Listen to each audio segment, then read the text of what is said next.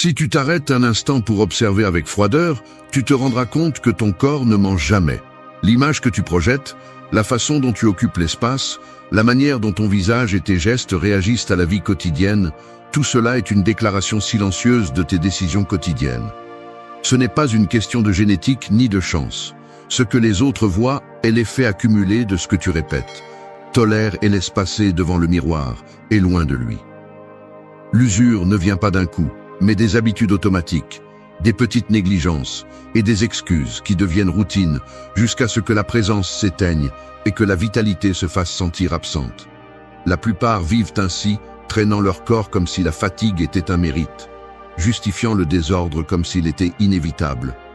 Mais, si tu as le courage de te regarder avec honnêteté, tu te rendras compte que la discipline se reflète avant les mots, que l'autocontrôle se remarque dans le regard, que la tempérance se lit dans la posture et que la négligence finit toujours par coûter cher.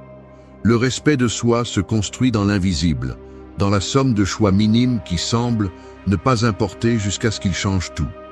Personne ne viendra te sauver de tes propres habitudes. Si tu veux que le monde te perçoive différemment, tu devras commencer par cesser de vivre en automatique. Le corps est le journal de tes habitudes. Le changement n'attend pas, il ne demande pas non plus la permission. Observe vos habitudes sans excuse. La vérité est celle-ci. Vos habitudes vous trahissent esti et vous ne vous en rendez même pas compte. Peu importe ce que vous dites, ni les justifications que vous inventez pour vous sentir à l'aise. Si vos coutumes sont médiocres, votre présence sera médiocre, et c'est tout. Vous pouvez parler de potentiel, de bonnes intentions, mais la réalité s'impose chaque fois que vous marchez voûté, lorsque votre regard fuyant révèle de la fatigue et du désintérêt, lorsque votre corps transmet l'abandon bien avant que vous n'ouvriez la bouche. Voici la preuve, claire et brutale, de ce que vous êtes vraiment, pas de ce que vous prétendez être. Observez ce que vous faites chaque matin, chaque soir, chaque fois que vous vous laissez porter par le pilote automatique. Il ne s'agit pas de vous diaboliser, mais de voir sans filtre. Combien de fois avez-vous laissé passer le temps devant un écran? Avez-vous reporté les soins de base pour vous-même? Vous êtes-vous réfugié dans la plainte ou dans l'excuse facile? Chacun de ces actes est une décision, et la somme de ces décisions est votre présence, votre visage, votre posture, votre énergie. Vous n'êtes pas une victime de vos circonstances. Vous êtes le résultat de vos choix répétés. Cela vous dérange de l'entendre parce que personne ne veut admettre qu'il entraîne la faiblesse tous les jours. Mais c'est le prix de l'honnêteté. Si vous n'avez pas le courage de regarder vos habitudes en face, alors vous n'avez pas le droit de vous plaindre de la façon dont les autres vous perçoivent. N'attendez pas de respect ni d'admiration lorsque vous ne montrez même pas de respect pour votre corps, votre repos, votre alimentation, votre attitude. Assez de glorifier la fatigue, de justifier le mauvais traitement silencieux que vous vous infligez avec chaque nuit mal dormie, avec chaque repas choisi par anxiété, avec chaque minute offerte au bruit superficiel des réseaux. Si vous voulez vraiment transformer votre présence, cessez de chercher des explications externes et commencez à enregistrer chaque acte quotidien sans anesthésie et sans embellissement. Le premier pas n'est pas de tout changer d'un coup, c'est de regarder avec brutalité, sans filtre, ce qui se passe déjà. Il ne s'agit pas de vous obséder avec la perfection ni de vous punir pour chaque chute. Il s'agit de cesser de vous mentir. Ce que vous niez vous domine, ce que vous observez, vous pouvez le transformer. La discipline n'est pas un don, c'est un muscle. Elle se renforce en regardant la réalité en face, sans faux-semblants, sans histoire. Le véritable changement commence au moment où vous êtes capable de vous reconnaître dans vos habitudes, sans excuses, sans raccourcis mentaux. Si vous refusez d'observer, vous répétez la dette encore et encore jusqu'à ce que votre présence devienne un fardeau pour vous et pour les autres. La transformation commence dans l'acte brutal de vous observer, sans justification, sans applaudissement. Personne ne va vous sauver de vos propres routines. Soit vous prenez le contrôle, soit vous continuez à payer le prix de l'inconscience. Ce que vous faites en privé se remarque en public. C'est la loi. 2. Ton corps révèle ce que tu répètes. Tu te lèves et ressens le poids sur les épaules, les paupières encore lourdes, le dos courbé sans même t'en rendre compte. Tu vas directement au téléphone, vérifiant les messages avec un pouls tendu. Et ta respiration n'est qu'un soupir superficiel. Tu te regardes du coin de l'œil dans le reflet de l'écran éteint et le geste est le même qu'hier. Fatigué, distrait, presque absent. Ce petit rituel, si automatique, est la trace de ce que tu répètes chaque jour. Ce n'est pas seulement une posture physique, c'est la manifestation externe de ce que tu portes à l'intérieur, de la somme de tes choix et de tes renoncements.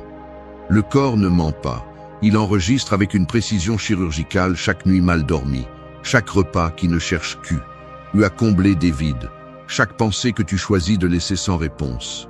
La tension dans la mâchoire lorsque tu tais ce qui te dérange, la rigidité des épaules chaque fois que tu fais le fort, le regard qui évite trop parce que tu crains de voir ce qu'il y a derrière. Le corps est l'archive de tes répétitions. Tu ne peux pas séparer ce que tu fais de ce que tu es. Il y a une inertie derrière les gestes quotidiens, une résistance subtile qui s'installe dans la façon dont tu marches, dans la manière dont tu t'assois, dans cet élan de vérifier ton téléphone pour ne pas rester seul avec tes pensées. La fatigue n'est pas seulement physique, elle est émotionnelle. La lassitude de ne pas te mettre de limites, de dire oui quand tu veux dire non, de céder du terrain à la paresse, à la plainte, au récit de victime. Le corps absorbe tout et finit par communiquer ta vérité aux autres avant même que tu prononces un mot. Si tu insistes pour alimenter des habitudes qui te drainent, le reflet sera inévitable. Tu te verras et te sentiras de plus en plus petit, plus terne, plus éloigné de ton propre respect. Le véritable conflit est interne. Ce n'est pas ta génétique, ni l'âge, ni les vêtements, ni le contexte. C'est la somme de tes répétitions silencieuses, celles qui te volent de la vitalité sans que tu ne t'en rendes compte. Certains attendent un changement dramatique, une révélation, mais la réalité est beaucoup plus simple. Chaque fois que tu répètes une habitude médiocre, tu entraînes ton corps à la résignation. Et chaque fois que tu choisis, ne serait-ce qu'une seule fois par jour, de redresser le dos, de regarder droit devant, de respirer profondément et d'agir en pleine conscience, tu inities une fracture dans ce cycle. Le corps apprend vite, tant la faiblesse que la force. Ton corps révèle ce que tu répètes, et les autres le perçoivent même avant toi. Si tu veux changer la perception, commence par changer la répétition. Il n'y a pas de raccourci, juste la constance de ce qui est simple. Ce que tu répètes te définit. 3. Corrige ta posture, change ton message. Je te confie quelque chose d'inconfortable. Parfois, même quand je sais que je devrais être droit, conscient de ma présence, je me recroqueville à nouveau comme si, au fond, je voulais me cacher du monde. Ce n'est pas de la paresse physique. C'est une sorte de réflexe accumulé, comme si le corps apprenait à se protéger en baissant la garde, envoyant le mauvais message à tous, même à moi-même. La posture n'est pas seulement l'endroit où repose ta colonne, c'est le résultat final de milliers de petites décisions mentales que tu as laissées s'automatiser. Le véritable problème apparaît lorsque tu ne reconnais pas cet automatisme comme un choix, mais comme un fait inévitable de ta personnalité, comme s'il était hors de ton contrôle. Lorsque tu marches avec les épaules affaissées ou le regard baissé, ton corps communique avant toi le message de reddition, d'épuisement, que ta vie intérieure cède du terrain face au monde extérieur.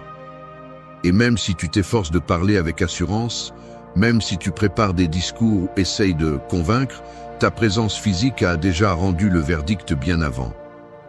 L'autoperception devient prophétie et les autres ne font que la confirmer. Changer la posture peut sembler une recommandation superficielle jusqu'à ce que tu comprennes à quel point cela affecte la perception que tu as de toi et celle que les autres reçoivent. Il ne s'agit pas seulement de santé physique ou de mieux paraître sur les photos. C'est une question de message, d'autorité interne, de respect de soi. Le corps est un canal de communication qui ne ment pas. Chaque fois que tu corriges ta posture, tu n'ajustes pas seulement des muscles, tu ajustes le message que tu envoies à ton environnement et à ton cerveau. Redresser le dos, détendre la mâchoire, ouvrir la poitrine, relever le regard. Ces gestes simples, répétés avec intention, désactivent peu à peu la narration silencieuse de la défaite. L'esprit associe la posture à l'état émotionnel et vice-versa. Si le corps se plie, l'esprit se rend. Si le corps s'affirme, l'esprit s'active. Chaque ajustement conscient est une fracture dans l'automatisme de la résignation. Ce n'est pas de la magie, c'est de la biologie et un entraînement mental. N'attends pas de te sentir sûr de toi pour corriger ta posture. C'est l'acte de la corriger qui entraîne la sécurité. Le respect commence par le corps que tu habites. Si tu choisis de laisser l'inertie décider de ta posture, ton message sera toujours celui de la faiblesse apprise. Mais si tu décides d'intervenir, même si cela te met mal à l'aise au début ou semble artificiel, tu commences à réécrire le scénario interne que tu as répété pendant des années. Le contrôle commence par ce qui semble le plus simple, la façon dont tu habites ton corps. Tu ne peux pas contrôler l'opinion de quiconque, mais tu peux contrôler le message que tu délivres avant de parler. La présence est message. Le corps crie ce que la bouche tait. 4. Respire profondément avant de réagir. Pense à un ressort comprimé à son maximum, tendu sous la surface et prêt à sauter. Ainsi, bien souvent, tu traverses la vie. Les épaules légèrement raides, les doigts serrant le téléphone, la mâchoire fermée jusqu'à laisser une marque. À l'extérieur, à peine un geste. À l'intérieur, l'accumulation de 1000 petites tensions que personne ne voit, mais que le corps enregistre et transmet comme un langage secret. Il suffit d'un mot, d'un commentaire déplacé, d'un message inattendu, et tout ce ressort interne se libère dans une réaction automatique. C'est le moment où tu cesses d'être présent et deviens simplement une réponse. Un reflet conditionné par la fatigue, l'anxiété ou les comptes émotionnels non réglés. L'air devient court, la respiration se contracte dans la poitrine et le pouls s'accélère sans que tu ne t'en rendes compte. À cet instant, le contrôle n'est plus à toi.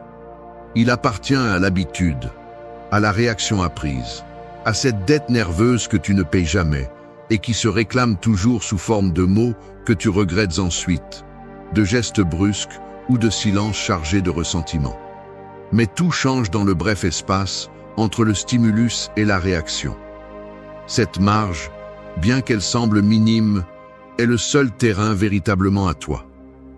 Ce que tu fais là détermine si tu deviens esclave de tes impulsions ou maître de ta présence.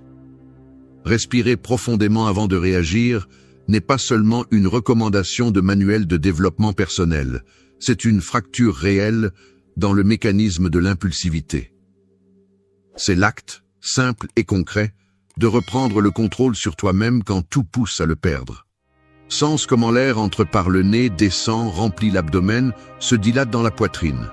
Sens comment, en expirant, tu desserres le poing, relâches le cou, déverrouilles la mâchoire. Le monde peut être en feu autour de toi, mais ta respiration est l'encre qui te ramène au présent. Tu ne peux pas contrôler ce que les autres disent ou font, mais tu peux décider comment répondre. Cette pause est un pouvoir. L'autocontrôle commence au diaphragme. Dans la pratique, tu le remarqueras dans les petites choses. Le courriel agressif auquel tu ne réponds pas immédiatement, la discussion familiale où tu choisis de contenir ta voix, le commentaire blessant que tu ne renvoies pas avec un autre du même acabit. Chaque fois que tu respires avant d'agir, le ressort perd de sa force, la réaction automatique s'affaiblit et ta présence se renforce. C'est là que se cultive la véritable tempérance, dans la maîtrise de ses propres réponses. Une respiration peut changer le cours d'une journée. Celui qui contrôle sa réaction contrôle son destin. La pause, bien que brève, est la différence entre ajouter de la tension ou libérer de l'espace pour une décision consciente. Personne ne remarque l'effort de l'extérieur, mais ton corps le remercie et ton environnement le perçoit. Le respect de soi se construit dans ces secondes d'oxygène et de silence. Respire profondément avant de réagir. C'est là que commence le véritable contrôle. 5. Choisis bien ce que tu consommes au quotidien. Tout ce que tu consommes te façonne, même si tu refuses de l'admettre. Tu n'es pas aussi fort que tu le crois si tu passes la journée à nourrir ta tête et ton corps avec des déchets, espérant que la discipline et la clarté fleurissent de nulle part. Chaque gorgée, chaque bouchée, chaque minute d'attention que tu offres à l'écran est un investissement direct dans ton avenir ou dans ta misère. Il n'y a pas de neutralité. Soit tu te construis, soit tu te détruis, décision après décision, choix après choix. Arrête de te mentir en pensant que ces petits excès, ces séries interminables, cette nourriture choisie sur un coup de tête, cette information chargée de colère, ne laisse pas de traces. Ton système nerveux ne fait pas la différence entre ce que tu vois, ce que tu entends, ce que tu manges et ce que tu crois. Il absorbe tout et le transforme en matière première pour ton humeur, ton énergie, ton apparence et ton attitude. Si l'alimentation principale de tes journées est le drame des autres, la plainte numérique, le sucre facile, la comparaison toxique et l'information poubelle, ne t'attends pas à avoir de la lucidité ni de la force pour affronter ce qui compte. Voilà le piège. Tu veux des résultats différents, mais tu répètes un régime émotionnel et physique qui te rend juste plus faible. Ce que tu consommes en silence est ce qui t'affecte le plus. L'auto-tromperie préférée est de croire que tu peux compenser plus tard, qu'un week-end de désintoxication efface des semaines d'excès et de négligence. Ça ne fonctionne pas comme ça. Le corps et l'esprit sont comme un compte bancaire. Ils retirent et retirent jusqu'à ce que le découvert arrive. Et quand il faut payer, la facture est lourde. Fatigue, irritabilité, peau terne, regard perdu, énergie qui s'évapore avant midi.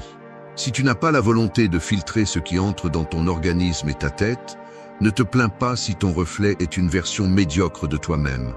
La véritable discipline ne commence pas à la salle de sport ni dans la méditation, mais dans la brutalité de l'honnêteté en reconnaissant ce que tu laisses entrer dans ta vie et pourquoi. Chaque impulsion que tu suis sans questionner t'entraîne vers la faiblesse. Chaque fois que tu choisis la facilité, tu cèdes du terrain. Il ne s'agit pas de devenir obsédé, il s'agit de respect de soi. Personne ne va choisir à ta place. Personne ne va nettoyer le désordre intérieur que tu génères chaque jour. Si tu veux vraiment de la présence, de l'énergie et de la clarté, tu dois être implacable avec ce que tu consommes. Information, nourriture, images, conversation.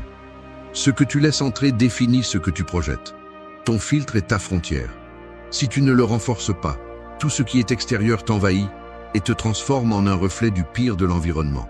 Choisis bien ou sois dévoré par ce que tu choisis mal. Ta présence commence par ce que tu permets de te nourrir. C'est la loi. 6. Prends soin de ton sommeil comme de ta parole. Personne qui néglige son sommeil ne peut feindre la présence ni l'autorité. C'est la vérité inconfortable. Tu peux tromper les autres un moment, mais ton corps finira par trahir la dette que tu accumules nuit après nuit de repos superficiel. Il n'y a pas de volonté qui puisse compenser l'épuisement d'un esprit fatigué ni d'un corps privé de réparation. La fatigue chronique ne se remarque pas seulement dans tes cernes ou dans la lourdeur de tes paupières, mais aussi dans l'irritabilité avec laquelle tu réponds, dans la dispersion qui trahit tes mots, dans l'absence d'éclat dans ton regard. Le sommeil est la base sur laquelle tout le reste se construit. Quand tu l'utilises comme monnaie d'échange, tu le payes avec ta clarté, ton énergie et ta capacité à tenir la parole que tu engages chaque jour. Beaucoup de gens croient que dormir peu est un insigne de force, comme si sacrifier le repos était une preuve d'engagement ou d'ambition. C'est un mensonge dangereux qui n'entraîne que la médiocrité. Celui qui ne respecte pas ses heures de sommeil finit par vivre dans un état de dette permanente. Tout coûte plus cher, tout irrite davantage, tout semble être une montée.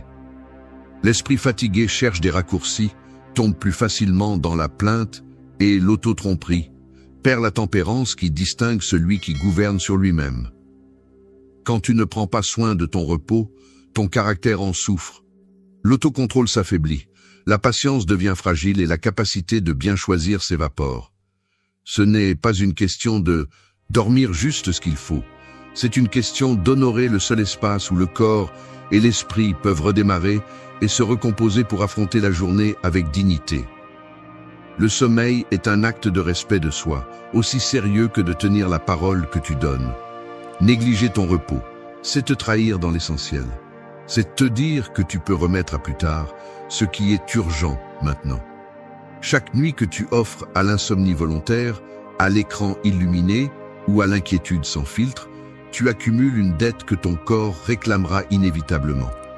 Et cette réclamation va directement à ta présence. Visage terne, énergie dispersée, regard vide. Celui qui dort mal vit à moitié, réagit au lieu de décider, survit au lieu de diriger. Il n'y a pas de transformation possible sans une base solide de repos. Tu veux clarté, force et contrôle sur tes émotions, mais tu te refuses le droit de te reposer. Là se trouve la contradiction qui sabote tout effort de changement réel. Le respect commence dans l'invisible, dans la discipline d'éteindre le monde extérieur pour permettre au corps et à l'esprit de se réparer. Prends soin de ton sommeil comme de ta parole. Ce que tu promets et ce que tu reposes sont la structure sur laquelle repose ton caractère. Si tu ne peux pas te soutenir dans ce qui est le plus simple, tu ne pourras pas non plus te soutenir dans ce qui est difficile. La discipline nocturne est l'entraînement secret du jour. Sans sommeil, il n'y a pas de présence. Sans présence, il n'y a pas de respect. 7. Modère ton temps devant les écrans. Tu vas à la cuisine avec le téléphone à la main, vérifiant les notifications presque par réflexe pendant que tu te sers un verre d'eau. Tu ne remarques même pas le geste. Le pouce glisse, tu ouvres un réseau, tu en fermes un autre, tu changes d'écran sans vraiment regarder. Quand tu t'en rends compte, 15 minutes se sont écoulées, debout, le regard perdu dans une succession interminable d'images et de messages qui ne t'apportent rien. L'eau est toujours là, tiède, et l'esprit est déjà saturé avant même de commencer la journée. C'est ce cycle invisible qui se répète encore et encore, de petites fuites d'attention qui, additionnées, finissent par drainer l'énergie, étourdir la pensée et brouiller la notion réelle du temps. Ce n'est pas seulement une question de loisir, c'est une érosion silencieuse de la présence, de la capacité à concentrer l'attention et à maintenir la discipline sur soi-même. L'utilisation excessive des écrans altère non seulement ton repos, mais déforme aussi la perception que tu as de toi, des autres et de la valeur même du quotidien. Il y a un mécanisme clair derrière cette compulsion à vérifier le téléphone. L'esprit recherche la gratification instantanée, la distraction facile et l'évasion face à tout léger inconfort ou ennui. Ainsi, tu entraînes sans le vouloir l'incapacité de tolérer le vide, d'être avec toi-même, de faire face à l'inconfort naturel de la vie sans un filtre numérique entre les deux. La conséquence est directe. Une moindre capacité de concentration, moins de tolérance à la frustration et une présence de plus en plus fragmentée. Quand tu ne peux pas rester 5 minutes sans vérifier l'écran, ton attention est hypothéquée et ton autocontrôle s'affaiblit. Chaque minute devant l'écran est une décision qui t'éloigne de la réalité palpable et entraîne ton esprit à la dispersion. Ce qui semble être un repos est, la plupart du temps, un entraînement à l'anxiété. Si tu te réveilles et que la première chose que tu cherches est le téléphone, si tu manges avec l'appareil à côté, si tu ne peux pas regarder une série sans vérifier des messages toutes les 10 minutes, alors tu es en train de cultiver une incapacité réelle à habiter le présent. Et cela transcende le numérique. La posture voûtée, les yeux fatigués, l'expression absente, sont la trace physique d'une habitude qui te vole ta vitalité. Personne ne respecte celui qui ne peut pas maintenir sa propre attention. La présence s'affaiblit lorsque le regard se perd dans l'écran. Il ne s'agit pas de diaboliser la technologie, mais de lui mettre des limites claires. Le contrôle ne réside pas dans le rejet du progrès, mais dans la décision de quand et comment tu t'exposes. Modère le temps, établis des fenêtres spécifiques et éteins les notifications qui n'entraînent que l'urgence et l'anxiété. Récupère l'espace mental qui t'appartient et utilise-le pour renforcer la présence. Être ici, maintenant, avec ceux qui sont devant toi ou avec toi-même, sans le besoin constant de stimulation externe. L'attention est la monnaie avec laquelle tu payes ta propre présence. Si tu la donnes sans filtre, tu perds le respect de soi et le contrôle sur ton énergie.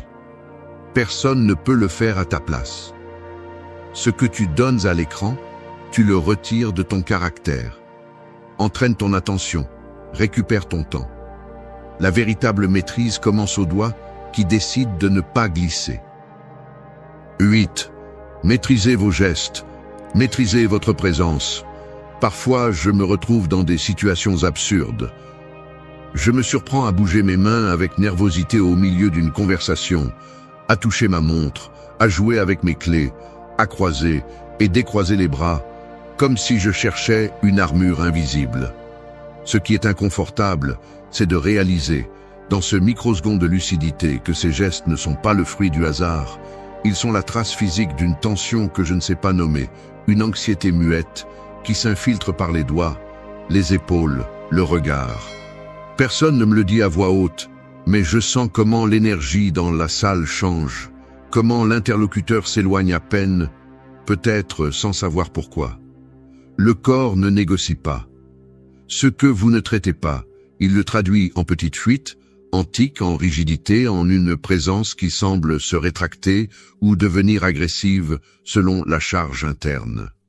Assis devant une table, les doigts tambourinent sans permission, la jambe bouge toute seule, la mâchoire travaille en silence et l'expression faciale révèle plus de fatigue ou d'impatience que je ne voudrais montrer. C'est un langage que personne n'enseigne, mais que tout le monde comprend. Le respect se perd avant même d'ouvrir la bouche lorsque vos gestes sont ceux de quelqu'un qui ne se contrôle pas. La vérité, c'est que vous ne pouvez pas maîtriser votre présence si vos gestes vous trahissent à chaque instant. Le corps enregistre et reproduit tout. L'irritation non résolue se glisse dans un froncement de sourcils. L'insécurité se cache dans la manie de se toucher le visage. Le besoin d'approbation se remarque dans le sourire forcé ou dans le regard qui cherche insistant la réaction de l'autre. Chaque mouvement compte, même ceux qui semblent insignifiants. Lorsque vous entrez dans un lieu et que vos épaules s'avancent, lorsque vous parlez et que vos mains s'agitent sans direction, lorsque vous changez le poids d'un pied à l'autre, comme si vous vouliez fuir, tout le monde le perçoit. Personne n'a confiance en celui qui ne peut pas garder son corps calme. L'agitation physique est lue comme une faiblesse, comme un manque de contrôle, comme une fracture dans le caractère. La discipline se remarque dans le calme, dans la pose consciente, dans le geste intentionnel qui ne cherche pas d'approbation ni ne cache d'insécurité. La maîtrise commence dans le minimal, une respiration profonde, les épaules détendues, les mains posées calmement, le regard qui se maintient sans trembler. Vous n'avez pas besoin d'une formation en théâtre ni d'étudier le langage corporel pour comprendre cela. Il suffit d'observer ceux que vous respectez. Ils ont tendance à bouger peu, mais chaque geste est sûr, délibéré, transmet une présence. L'autocontrôle s'entraîne dans la répétition de ces petits détails. Choisir de ne pas se gratter la tête à chaque silence, maintenir le dos droit même lorsque l'esprit se distrait, soutenir le regard en parlant et en écoutant. Le corps apprend autant l'agitation que la fermeté, ce que vous répétez vous définit. Là où il y a contrôle des gestes, il y a autorité interne. Votre énergie cesse de se disperser et commence à graviter, à créer un espace de respect silencieux. Ainsi se construit la véritable présence. Geste après geste, jour après jour, jusqu'à ce que le corps ne trahisse plus le message. Contrôlez vos gestes et vous dominerez votre présence. Personne ne respecte celui qui ne sait pas se tenir lui-même. 9. Parle moins, transmet plus par des actes. Une machine rouillée n'a pas besoin d'annoncer sa détérioration. Chaque grincement, chaque retard, chaque réponse lente est déjà une confession. C'est ainsi que tu fonctionnes lorsque tu parles plus que tu n'agis, lorsque tu répètes des promesses et des théories, tandis que tes actes restent bloqués dans l'inertie. Le monde ne bouge pas à cause de tes mots, il bouge à cause de l'évidence brutale de ta conduite. Peu importe combien de fois tu expliques tes intentions, ni combien de plans tu déclares à haute voix. Ce que tu laisses réellement dans l'air, c'est la trace de tes décisions concrètes. Parler beaucoup est le mécanisme favori de celui qui craint de s'exposer vraiment. L'averbiage est la carapace de celui qui n'ose pas mettre son corps en jeu. À quoi sert l'éloquence si ce que tu offres est vide? Les gens sentent l'incohérence avant même que tu termines ta phrase. Il n'y a pas de respect pour celui qui vit à justifier son manque d'action, seulement de la patience épuisée et une distance croissante. Si tu veux une présence réelle, tais-toi avant d'expliquer ce que tu feras et mets-toi à le faire. Ton corps, tes horaires, tes gestes et ton énergie quotidienne sont le seul discours qui compte. Chaque minute que tu passes à te convaincre ou à convaincre les autres est une minute volée à la transformation. La discipline ne se prêche pas, elle se démontre. Le respect de soi non plus ne se déclare pas. Il se construit dans chaque acte accompli en silence, dans chaque limite, que tu maintiens même si personne ne l'applaudit. Celui qui a besoin d'expliquer trop ce qu'il fait, c'est parce qu'au fond, il sait qu'il ne fait rien de pertinent. L'autorité se reconnaît dans la simplicité de celui qui agit et laisse les résultats parler. Ceux qui impactent vraiment ne perdent pas de temps à raconter, ni n'ornent chaque effort minime de mots grandiloquents. Ils se déplacent, ajustent, corrigeant et avancent, sans chercher des regards d'approbation. Le piège est dans l'auto-justification. Lorsque tu te surprends à parler plus que nécessaire, examine avec une brutalité honnête si tu compenses l'absence de fait. Le corps trahit le charlatan. Les épaules se haussent, le regard cherche de l'attention, le ton monte et descend en essayant de couvrir le vide de fond. Ne te trompe pas, personne ne se souvient des discours. Ils se souviennent de l'effet que ta conduite laisse sur l'environnement. La cohérence est le muscle le plus difficile à entraîner, car elle ne se construit que dans la répétition silencieuse des actes. Moins de mots, plus d'exemples. C'est la ligne de démarcation entre la médiocrité et le respect. Si tu veux laisser une empreinte, arrête de parler autant et fais ce que tu dois faire sans l'annoncer. Les mots sont superflus lorsque les faits pèsent. La présence est une action soutenue, pas un discours interminable. Ce que tu fais sans dire est ce qui transforme réellement ta vie et celle de ceux qui t'entourent. 10. Fais de la constance ton identité. Ce que tu répètes chaque jour finit par être ton vrai nom. Il n'y a pas de raccourci. La constance n'est pas une qualité optionnelle, c'est la structure invisible qui soutient ce que tu es, même quand personne ne regarde. À l'intérieur, tu sais que chaque petite décision s'accumule, que ce que tu choisis de tolérer une fois sera plus facile à justifier demain, et que chaque renoncement à l'important t'entraîne vers l'abandon déguisé en confort. Le problème, c'est que l'esprit cherche toujours des excuses. Il te dit qu'aujourd'hui est l'exception, que demain tu vas vraiment commencer, que ce n'est pas grave si tu relâches un peu. Ce dialogue interne, si séduisant et raisonnable, est le piège le plus ancien. Le mécanisme est subtil. Chaque fois que tu te permets un écart en sachant que cela va à l'encontre de ce que tu veux construire, ta confiance en toi s'érode, comme une petite dette qui semble insignifiante mais s'accumule jusqu'à devenir impayable. Derrière cette résistance à la constance se cache une croyance invisible, que l'effort soutenu est seulement pour ceux qui sont nés disciplinés et que tu manques de quelque chose d'essentiel. C'est un mensonge. Ce n'est pas un trait génétique, ni un privilège réservé à quelques-uns, c'est une pratique qui se cultive. Et au début, oui, ça fait mal. Parce que défier l'impulsion de renoncer exige de regarder en face tout ce que tu as permis de s'installer en mode automatique. L'inconfort est le prix à payer. Quand tu fais face à cette fatigue mentale qui te murmure d'arrêter, quand le corps demande le vieux refuge de l'évasion, c'est là que se joue ton identité. La constance n'est pas épique, c'est la somme de petites répétitions inconfortables, de choisir encore et encore ce que tu sais te construit même si personne ne l'applaudit. Le respect de soi se forge dans ces heures grises, où personne ne fait d'applaudissements, où il ne reste que ta parole et ta capacité à la maintenir. La réalité est que ce que tu fais par routine se transforme en la base de ta perception de toi-même, Si tu entraînes la constance, même dans les plus petites choses, la façon dont tu te lèves, la manière dont tu prends soin de ton corps, la limite que tu mets à ton temps, l'esprit commence à te croire. Chaque acte accompli est un investissement. Il ajoute du respect, renforce ton caractère, te donne une structure interne qui ne dépend ni de l'approbation ni de l'état d'esprit du jour. La discipline ne semble pas glorieuse, elle semble rude au début, mais avec le temps, elle devient un refuge, une source d'énergie qui n'a pas besoin de témoins. Celui qui répète renforce, celui qui improvise se perd. Fais de la constance ton identité et le monde cessera de te percevoir comme une coïncidence.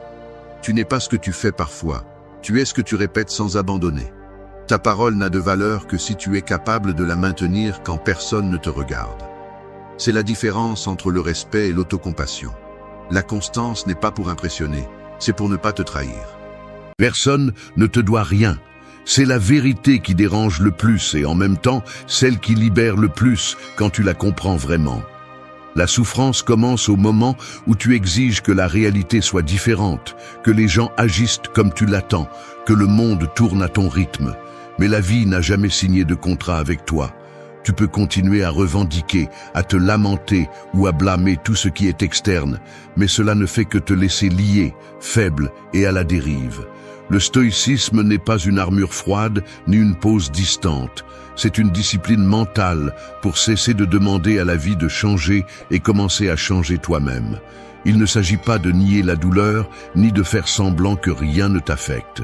Il s'agit d'accepter que ta véritable force réside dans la manière dont tu interprètes et réponds à ce qui se passe. Ne contrôle pas le monde, contrôle-toi toi-même, même si cela fait mal à entendre. La maturité n'arrive pas avec les années, mais avec la décision de ne plus être otage de tes impulsions et de tes attentes brisées. Si tu veux la paix, lâche d'abord l'illusion du contrôle absolu.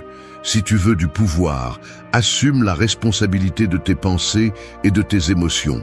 Personne ne construira ta force intérieure pour toi. Accepter la dureté de la vie, sans résignation ni victimisme, est le premier pas pour cesser de survivre et commencer à vivre avec fermeté, clarté et but. Ici, tu vas comprendre comment. 1. Remets en question tes attentes, pas la réalité. La réalité n'est pas là pour satisfaire tes attentes. Personne ne te doit que les choses se passent comme tu l'imagines. Et peu importe à quel point tu t'accroches à cette fantaisie, tu accumules seulement frustration et colère contre un monde qui ne sait même pas que tu existes. On t'a vendu l'idée que désirer quelque chose avec force le rend légitime. Mais la vie ne négocie pas avec tes caprices. Voici la vérité inconfortable. Le problème n'est pas ce qui se passe à l'extérieur, mais le filtre que tu utilises pour l'interpréter. Si chaque jour tu te réveilles en espérant que tout fonctionne selon ton scénario mental, prépare-toi à être déçu encore et encore.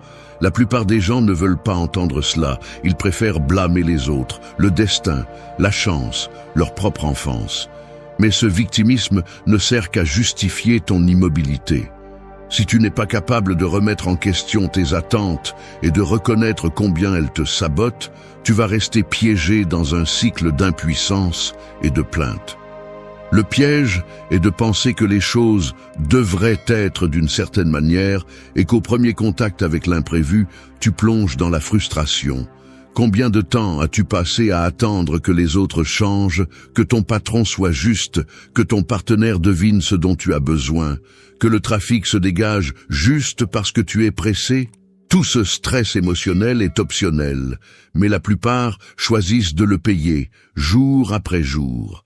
Et pendant ce temps, la réalité suit son cours, indifférente, sans te demander la permission de te lancer des obstacles. Si tu n'apprends pas à regarder en face ce qui est, au lieu de ce que tu crois qu'il devrait être, tu vas vivre avec une dette émotionnelle constante et vieillir en portant du ressentiment. Arrête d'exiger du monde qu'il s'ajuste à ta mesure. Le seul territoire que tu peux conquérir est ta propre esprit. C'est ici que l'excuse meurt. Il n'y a aucune justification valable pour continuer à remettre ta paix entre les mains de l'imprévisible. Remettre en question tes attentes n'est pas de la résignation. C'est un acte de maturité brutale. C'est entraîner le muscle interne qui te permet de supporter la pression sans te briser. La différence entre une personne ferme et une personne fragile réside dans le type d'attente qu'elle nourrit. La personne forte accepte l'incertitude comme partie du jeu et ne s'enchaîne pas à des rêves fabriqués par l'ego. Le faible se victimise, exige, s'étouffe dans des attentes impossibles et finit par blâmer tout le monde sauf lui-même. La liberté commence lorsque tu cesses de négocier avec la réalité. Ne demande pas au monde de te traiter mieux que tu ne traites ton propre caractère. Si tu veux avancer, commence dès aujourd'hui à briser les chaînes de tes attentes non réalisées. Ce qui te frustre, ce n'est pas la vie, c'est toi-même qui exige des garanties qui n'ont jamais existé. N'attends pas moins de douleur, attends d'être plus fort. Voici la différence entre vivre éveillé ou rester endormi sous le poids de tes propres illusions. 2. Choisis ta réponse, pas ta réaction. Le café refroidit sur la table, tandis que le message inattendu arrive sur ton téléphone. Tu poules s'accélère, une contraction dans l'estomac, et l'esprit commence à s'emballer. Tu interprètes, tu supposes, tu anticipes le conflit. En moins d'une seconde, la réaction automatique veut prendre le contrôle. Cet élan de répondre avec colère, de lâcher un reproche, de te défendre avant de comprendre. Mais c'est ici que beaucoup se retrouvent piégés, dans le réflexe, dans la décharge émotionnelle qui semble inéluctable. Ce que peu osent arrêter, c'est ce premier saut mental, l'acte de choisir délibérément comment répondre au lieu de se laisser emporter par le mécanisme le plus primitif. Ta biologie te pousse à attaquer ou à fuir, mais ton esprit a la capacité d'intervenir et de dire « ce n'est pas une urgence, c'est une opportunité de pratiquer la maîtrise de soi ». La plupart vivent en pilote automatique, réagissant à chaque petite provocation comme si c'était une question de vie ou de mort. Ce qui se passe en surface, ce message, ce commentaire, ce geste, est presque irrélevant comparé à la façon dont tu le traites intérieurement. Le véritable travail se déroule dans ce laps de temps minimal entre le stimulus et la réponse. C'est là que se révèle ton véritable caractère. Es-tu juste un reflet de tes impulsions ou as-tu le courage de faire une pause et de choisir ton attitude? Tu n'es pas esclave de ta première réaction, même si ton corps et tes croyances veulent te convaincre du contraire. Il y a une différence abyssale entre réagir et répondre. La réaction est automatique, aveugle, héritée. La réponse est consciente, choisie, née de la maturité. C'est là que se joue la véritable liberté. Il ne s'agit pas de réprimer ce que tu ressens, mais d'apprendre à l'observer sans t'y abandonner. Tu peux remarquer la colère, la déception, la peur, et pourtant agir depuis la tempérance. Chaque fois que tu choisis comment répondre, tu entraînes ton esprit et renforces ce muscle invisible qui soutient ta paix intérieure. Ce n'est pas facile, mais chaque décision consciente est un investissement qui s'accumule, créant une base de plus en plus solide. Personne ne gagne rien en laissant les émotions prendre le gouvernail chaque fois que la réalité devient inconfortable. Tu souffres moins lorsque tu cesses d'être réactif. Tu souffres moins lorsque tu te donnes le droit de choisir. Tu n'es pas le produit de ce qui se passe, mais de la façon dont tu décides de le gérer. C'est l'une des vérités les plus inconfortables, mais aussi la plus libératrice. Choisir ta réponse est ton véritable pouvoir. Ne le donne à personne. 3. Concentre ton énergie sur ce qui dépend de toi. Je vais admettre quelque chose d'inconfortable. Une partie de moi a gaspillé des années à lutter contre des moulins invisibles, obsédé par l'idée de réparer tout ce qui est hors de ma portée. J'ai perdu des heures à ruminer les réactions des autres, les décisions qu'ils ont déjà prises sans me consulter, les scénarios qui n'ont jamais dépendu de ma volonté. C'est comme avoir une fuite constante d'énergie, une sorte de trou au fond du réservoir émotionnel. Le résultat est l'épuisement et une frustration sourde, car peu importe combien tu insistes, rien de tout cela ne change simplement à cause de ton anxiété ou de tes bonnes intentions.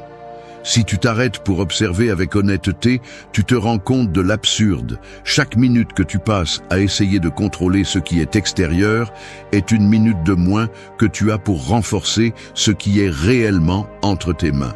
C'est ici que la pensée stoïque devient brutalement pragmatique.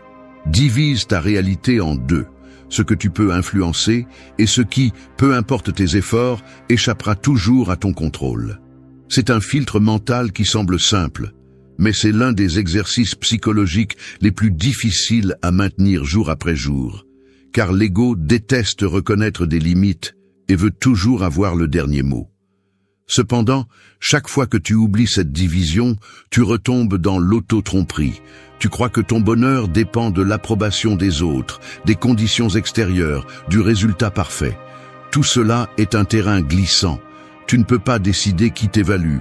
Tu ne peux pas empêcher la vie d'être chaotique. Tu ne peux pas dicter le scénario des autres. Tu peux seulement gouverner tes pensées, tes actions et ton attitude. Le reste est hors de ta juridiction. La distinction est claire. Si tu investis ton énergie dans ce qui ne dépend pas de toi, tu paies le prix avec de l'anxiété, du ressentiment et un sentiment constant d'impuissance. Mais lorsque tu concentres ton attention sur ton propre domaine, sur ce que tu penses, sur la façon dont tu réagis, sur le type d'habitude que tu choisis de cultiver, tu commences à reprendre le contrôle réel. C'est une sorte d'économie émotionnelle. Chaque fois que tu dépenses des ressources pour ce qui est extérieur, tu t'appauvris de l'intérieur. Chaque fois que tu les investis en toi-même, tu te renforces. Voici une phrase à tatouer dans ta mémoire. Ne gaspille pas ta paix en voulant résoudre ce qui est irrésoluble. Chaque jour est une décision. Soit tu mets ton énergie dans ce qui dépend de toi, soit tu la donnes à des problèmes qui n'ont jamais été les tiens. La maturité commence lorsque tu cesses de te battre pour des batailles qui ne te concernent pas. Tu deviens plus sélectif avec tes préoccupations et tes efforts. Tu apprends à accepter que, même si tu ne peux pas contrôler le monde, tu peux contrôler comment tu te présentes devant lui. C'est la racine de la force personnelle, savoir distinguer où finit ton influence et où commence l'acceptation. Ce que tu décides de faire avec cette frontière est ce qui définit ta paix ou ton épuisement.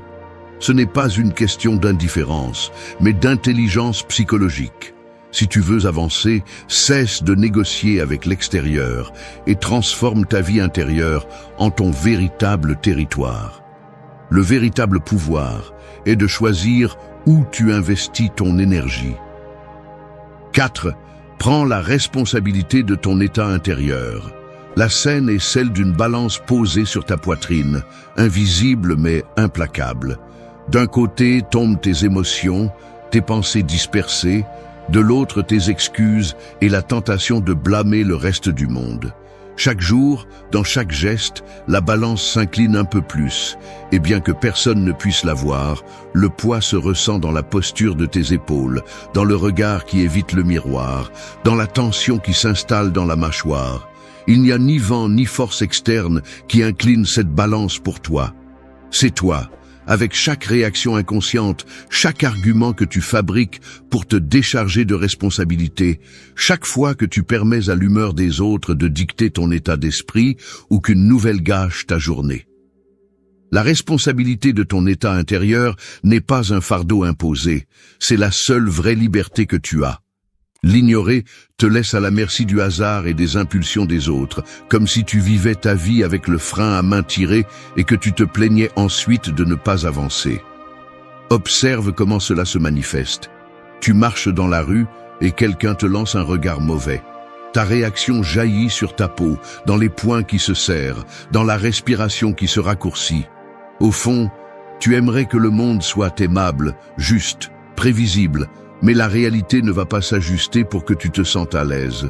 Si tu choisis de céder le contrôle de ton état intérieur aux circonstances, tu deviens une sorte de marionnette émotionnelle, attachée aux fils de ce qui se passe à l'extérieur. Chaque fois que tu justifies ton mauvaise humeur par le trafic, ta tristesse par le rejet, ta colère par les injustices quotidiennes, ce que tu fais, c'est renforcer ce mécanisme. Je ne suis pas responsable, le monde me l'a imposé. Mais pendant que tu te répètes cette histoire, tu remets le gouvernail de ta vie entre les mains d'un pilote invisible qui ne te connaît même pas. La maturité commence par la reconnaissance brutale de cette vérité. Ce que tu ressens, penses ou fais, bien que cela soit influencé par l'environnement, reste le tien. Le premier pas est d'observer cet élan à te disculper, à chercher des responsables à l'extérieur et de t'arrêter. Respire et regarde de front le fait que ton interprétation est le filtre qui décide de la qualité de ta journée. Ce n'est pas de la résignation, c'est l'acte le plus radical de pouvoir personnel. Le stoïcisme ne te propose pas de nier la douleur ou la colère, mais de les reconnaître et d'assumer le coût de tes choix intérieurs, sans déléguer ta paix à d'autres. Prends la responsabilité de ce que tu permets de croître en toi. La liberté ne se trouve pas en fuyant la douleur ni en exigeant des garanties externes. La liberté réside dans l'acceptation de ta part et dans l'action avec cohérence, même si le reste du monde est un chaos. Toi seul décides quel type de poids tu portes chaque jour. Personne ne peut devenir fort par délégation. 5. Observe et dirige tes pensées chaque jour. Ta tête est une usine à histoire et si tu ne la supervises pas, elle devient ton pire ennemi. C'est aussi simple que cela. La plupart préfèrent vivre distraits, croyant que leurs pensées sont des vérités indiscutables, comme si la première chose qui apparaît dans l'esprit était un fait et non seulement le résultat d'années d'habitude, de peur et de conditionnement. Mais ici, il n'y a pas d'excuse qui te sauve. Si tu n'es pas capable d'observer ce que tu penses chaque jour, tu deviens l'otage de tes propres distorsions et tu finis par payer le prix avec de l'anxiété, de l'insécurité et des décisions qui sabotent ta vie. Arrête de prétendre que tu n'as pas de responsabilité sur ce qui se passe dans ta tête. Chaque pensée que tu répètes sans remettre en question est comme signer un chèque en blanc aux vieilles blessures, aux préjugés familiaux et à la paresse mentale qui te fait tant de mal. Il ne suffit pas de vouloir te sentir mieux, tu dois gagner ce droit par la discipline intérieure. Beaucoup se cachent derrière la phrase « je suis comme ça » ou « je ne peux pas m'en empêcher », comme si l'esprit était un animal sauvage, impossible à apprivoiser. C'est l'excuse parfaite pour ne rien faire et rester piégé dans le même cycle de plaintes, de fantômes et d'auto-limitation. La vérité inconfortable est qu'à chaque jour, tu as la possibilité de regarder tes pensées comme un surveillant implacable et de décider lesquelles méritent de l'espace et lesquelles doivent être rejetées. Il ne s'agit pas de réprimer ni de nier ce qui te traverse l'esprit, mais d'observer sans compassion ces histoires automatiques qui ne font qu'alimenter l'insécurité et le ressentiment. Si tu ne filtres pas le contenu de ton esprit, les déchets s'accumulent et finissent par intoxiquer chaque partie de ta vie. Tu n'es pas une victime de tes pensées, tu es le réalisateur qui décide quelle sera la narration dominante. Si tu n'assumes pas ce rôle, d'autres le feront pour toi. La pression sociale, l'habitude, la peur, le discours défaitiste que tu répètes sans t'en rendre compte. L'entraînement stoïque n'est pas pour les tièdes ni ceux qui cherchent des solutions faciles. Cela exige que tu t'assoies chaque jour, même une minute, pour interroger la qualité de ce que tu penses. Cette pensée me renforce-t-elle ou me fait-elle sombrer? C'est la seule question dont tu as besoin pour commencer à nettoyer ta maison mentale. Ne te trompe pas, l'autocontrôle se construit à travers l'inconfort de regarder ta propre médiocrité mentale et d'avoir le courage de faire un pas différent. Si chaque jour tu permets aux pensées les plus faibles et victimistes d'occuper le premier rang, ne t'attends pas à des résultats différents. L'esprit indiscipliné te vole l'énergie, la clarté et le temps. La pensée est une action en puissance. Dirige ton esprit ou quelqu'un d'autre le fera pour toi. Personne ne pensera pour toi si tu ne le fais pas. 6. La sérénité s'entraîne. Elle ne s'attend pas. La sérénité n'est pas un cadeau que la vie te fait lorsque tu as enfin de la chance ou lorsque le monde décide de te donner un répit. Attendre que le calme arrive tout seul est l'un des pièges les plus coûteux que tu puisses te permettre. L'autocontrôle, la paix intérieure, la clarté face au chaos n'apparaissent pas parce que tu es fatigué de souffrir, ni parce que tu le mérites, enfin. Elles apparaissent et n'apparaissent que lorsque tu consacres du temps et de l'énergie à entraîner ton esprit, tout comme tu entraînerais un muscle oublié. Il est difficile de l'admettre, mais la plupart préfèrent se livrer à l'espoir passif, comme si la sérénité était quelque chose qui se produisait un jour simplement, le résultat de tout ce qui s'aligne à l'extérieur. C'est l'erreur la plus profonde. Croire que la tranquillité est une conséquence de la chance, des circonstances, que les autres agissent enfin comme tu l'espérais. Rien n'est plus éloigné de la réalité. La sérénité se forge à la sueur, dans l'inconfort de regarder à l'intérieur, de reconnaître tes impulsions et de discipliner l'esprit qui veut courir après chaque stimulus. Le reste n'est que tromperie. Le mécanisme est brutalement simple. Chaque fois que tu renonces à entraîner ta réaction, à remettre en question tes pensées, à observer tes émotions avant d'agir, tu renforces la paresse mentale. Cet abandon intérieur devient la dette silencieuse que tu paies avec de l'anxiété, de l'irritabilité et cette fatigue chronique qui ne se résout pas en dormant plus d'heures. Le stoïcisme ne te promet pas de cesser de ressentir. Il exige que tu maîtrises l'art de distinguer entre ce que tu peux gouverner et ce que tu ne peux qu'accepter. Que cela te plaise ou non, l'esprit humain est programmé pour le désordre, pour la surinterprétation, pour le drame. Si tu ne l'éduques pas, il te traîne. Prétendre que sérénité est égale à absence de problème est un argument qui ne sert qu'à perpétuer l'immaturité émotionnelle. La pratique consiste à détecter le moment où la tension interne commence à s'installer. Cet instant où tu ressens l'impulsion de répondre par une plainte, de la colère ou de la résignation, et à choisir une réponse différente. Ce n'est pas de la magie, c'est de la répétition. C'est observer l'impulsion et décider « je ne vais pas offrir mon énergie à cela ». Chaque fois que tu choisis la tempérance, même si c'est difficile, même si la situation ne change pas, tu renforces le muscle de la sérénité. C'est dans cette accumulation de petites décisions que se construit une base interne qui ne vacille pas à chaque secousse externe. Personne ne devient fort en fuyant l'effort. Personne ne devient serein en attendant que l'environnement soit parfait. La tentation de blâmer l'extérieur sera toujours là, mais la véritable maturité commence lorsque tu choisis de cesser de négocier avec l'imprévisible et que tu t'engages à entraîner ton caractère. La sérénité n'est pas passivité, c'est discipline interne. Tu gagnes en paix chaque fois que tu choisis de ne pas réagir par habitude. La tranquillité est une conquête quotidienne, pas une loterie. Attendre la sérénité, c'est perdre du temps. L'entraîner est la seule garantie. 7. Utilise l'adversité comme une opportunité de grandir. Le réveil sonne une demi-heure plus tôt que d'habitude, car l'agenda est serré et la marge d'erreur est minimale. Le café est plus amer que d'habitude. Tu sors de chez toi juste au moment où il commence à pleuvoir. Et cerise sur le gâteau, les transports en commun décident de prendre du retard ce jour-là où tu ne peux pas te permettre d'arriver en retard. Tout semble s'aligner contre toi, une séquence de petites contrariétés qui, cumulées, menacent de ruiner ton moral avant même que la journée ne commence. Ici, à cet instant où l'inconfort s'accumule et où l'irritation pointe le bout de son nez, se joue la différence entre suivre le script automatique de la plainte ou utiliser l'adversité comme un outil pour polir ton caractère. Il ne s'agit pas de romantiser le malaise ni de faire semblant que tout a un côté positif. Il s'agit de comprendre, sans anesthésie, que chaque obstacle révèle l'état réel de ton entraînement mental.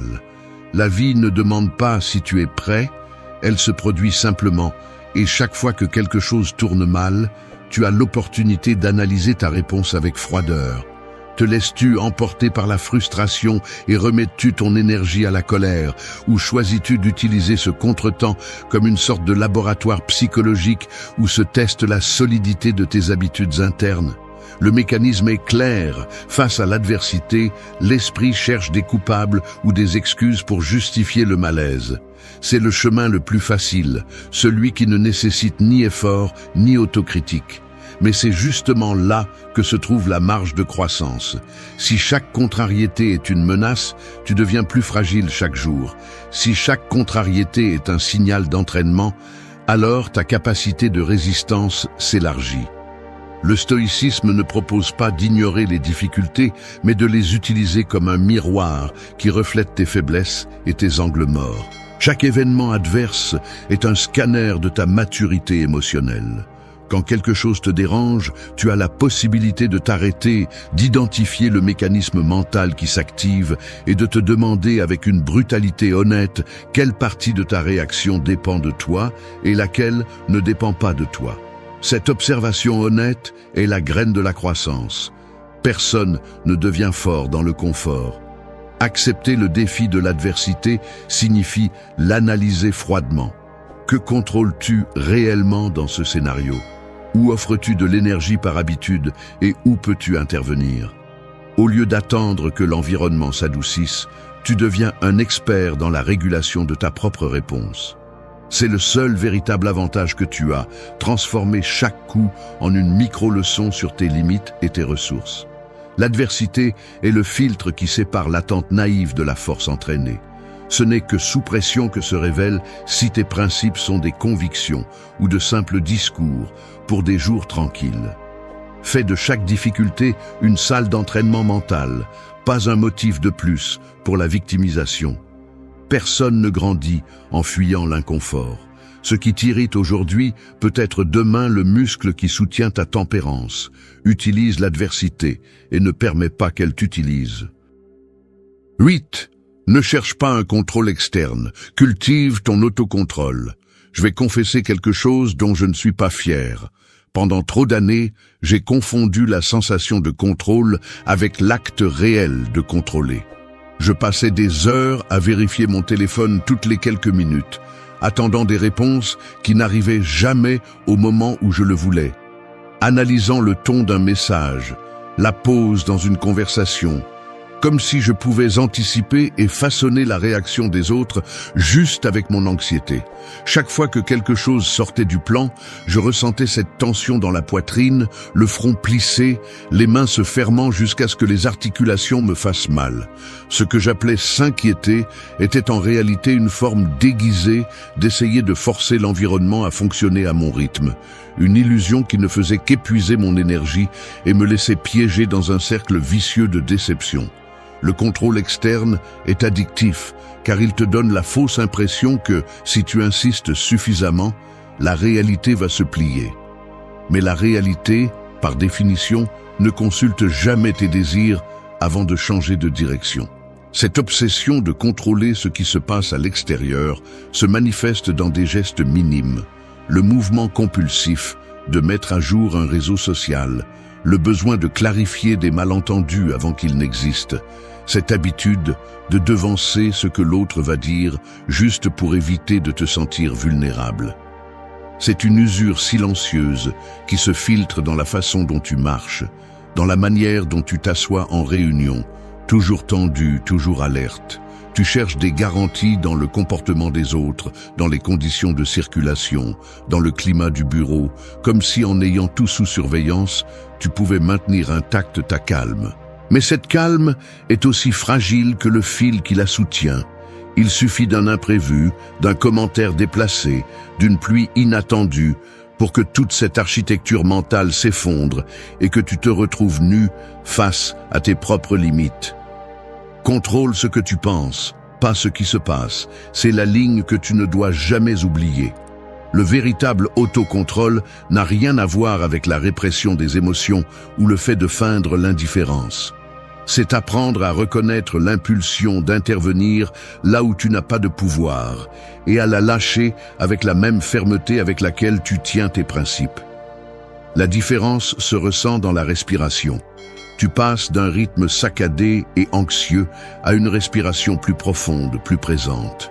Le muscle de l'autocontrôle se renforce chaque fois que tu choisis de ne pas intervenir dans la vie de l'autre, chaque fois que tu acceptes l'incertitude comme partie du marché et que tu te concentres sur ton propre comportement, sur ta prochaine action, sur le geste que tu peux gouverner. Personne ne gagne rien à essayer de tirer les ficelles de ce qui est hors de sa portée. La seule chose que tu peux affiner, c'est ton caractère. L'autocontrôle est la victoire invisible qui soutient toutes les autres. Si tu cherches la paix, commence par cesser de surveiller le monde et commence à te surveiller toi-même. 9. Sois cohérent avec toi-même, même sous pression. Tu n'es pas un caméléon qui doit changer de couleur chaque fois que la pression monte et que l'environnement essaie de te pousser hors de ton centre. Si ta cohérence dépend du climat, de l'humeur des autres ou de ce qui t'arrange sur le moment, alors ta parole et tes principes valent moins qu'une monnaie fausse.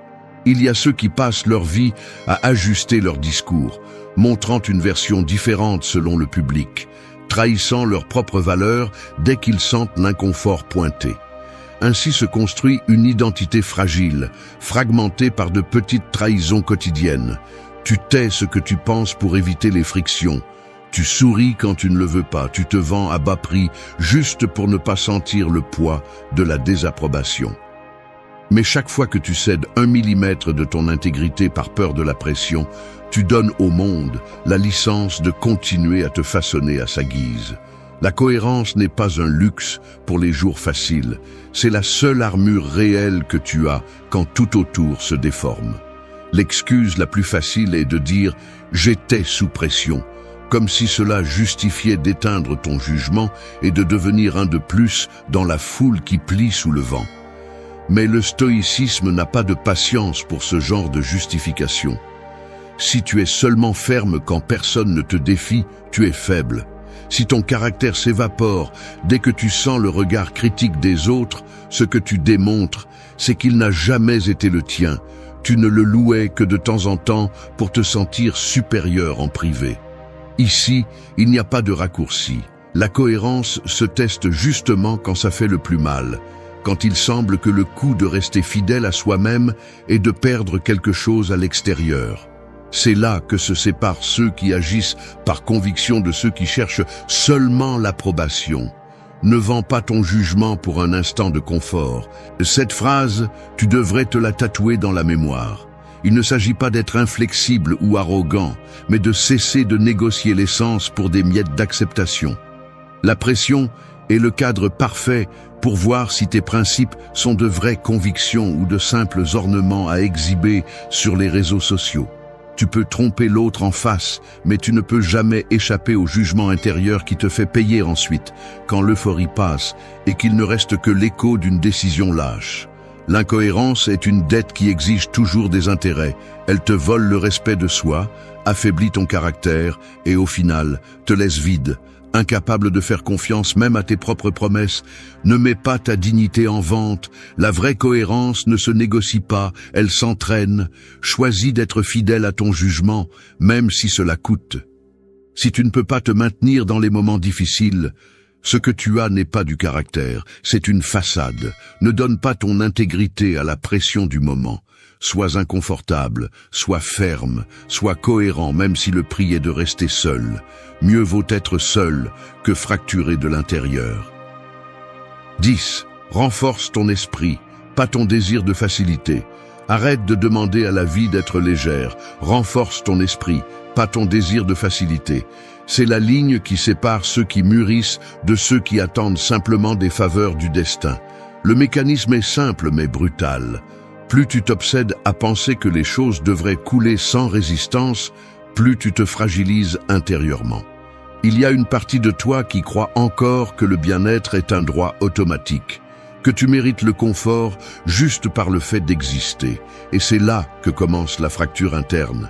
Cette quête obsessive du raccourci, de la voie sans effort, est la machinerie qui alimente ta frustration et ton anxiété. Chaque fois que tu te répètes que cela devrait être plus facile, tu entraînes ton esprit à céder à la première inconfort et à blâmer le monde de ne pas te traiter avec délicatesse. Il ne s'agit pas d'être insensible ni de glorifier la souffrance. Il s'agit d'affronter le fait que la facilité n'a jamais préparé personne à résister à la pression réelle. Au fond, ce qui te fragilise, ce n'est pas l'obstacle, c'est l'idée que tu ne devrais pas avoir à y faire face. L'esprit, lorsqu'il s'habitue à esquiver l'effort, devient fragile, accro à la récompense immédiate et hostile au moindre effort soutenu. Si ton objectif est que la vie cesse de te défier, tu te condamnes à une existence de plainte et de ressentiment. Chaque fois que tu choisis le confort vide, tu renforces l'habitude de fuir la responsabilité interne. C'est ainsi que s'installe l'auto-tromperie. Tu répètes le mantra que tout devrait être simple, mais ce que tu obtiens, c'est d'affaiblir le muscle de la volonté et de devenir dépendant de facteurs que tu ne contrôleras jamais. Ce qui est vraiment précieux se construit uniquement sous tension, lorsque tu refuses de céder à la paresse mentale. Le désir naïf de facilité est une dette silencieuse qui se paie par l'insécurité et le manque de caractère. La véritable transformation se produit lorsque tu acceptes que la vie ne va pas s'adoucir pour que tu sois à l'aise. Tu changes lorsque tu cesses de négocier la difficulté et commences à entraîner ton tempérament. Il ne s'agit pas de chercher la souffrance, mais d'abandonner la fantaisie selon laquelle la croissance est confortable. L'esprit fort n'est pas celui qui ne doute jamais, ni celui qui se durcit jusqu'à devenir insensible. C'est celui qui accepte l'inconfort comme une partie naturelle du processus et ne se paralyse pas devant le premier contretemps. La force mentale est une discipline quotidienne, pas une inspiration momentanée. Chaque instant où tu résistes à la tentation de chercher le chemin facile, tu investis dans ton propre équilibre et tu te sépares de la masse qui ne sait que se plaindre. Le véritable pouvoir est d'être prêt à affronter les difficultés, pas de désirer que tout soit facile. Si tu cherches la stabilité, arrête de prier pour le confort et commence à entraîner ta capacité à supporter et à surmonter. Personne ne mûrit en fuyant l'effort. Ne deviens pas l'otage de ton désir de confort. Entraîne ton esprit et le reste devient gérable.